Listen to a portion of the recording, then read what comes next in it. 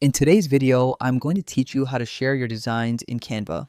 We've already seen how to set up a team and add members, but now let's look at the actual details of sharing designs with your team.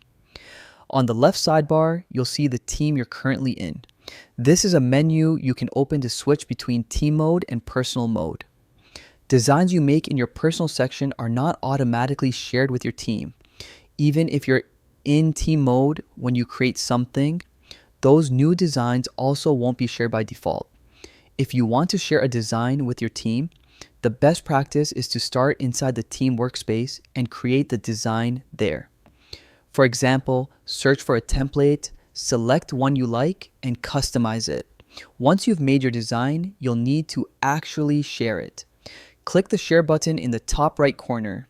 Instead of typing in an individual's email address, type the name of your team.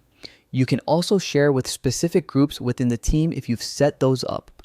From here, choose the permission level. You can allow people to only view, to comment, or to edit the design. Once you've set the permissions, click share and your design will be accessible to your teammates. If you ever need to change permissions later, just open the share menu again.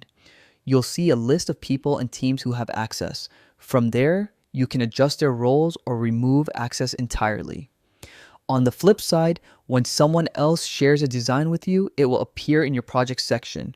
You can filter your view to show only items shared with you or reset it to see all designs.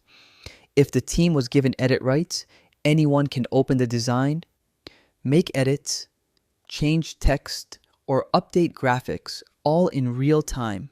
And that's it. You now know how to share your Canva designs with teammates and also collaborate on designs that others have shared with you.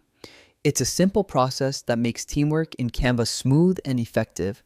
Thanks for watching and happy designing.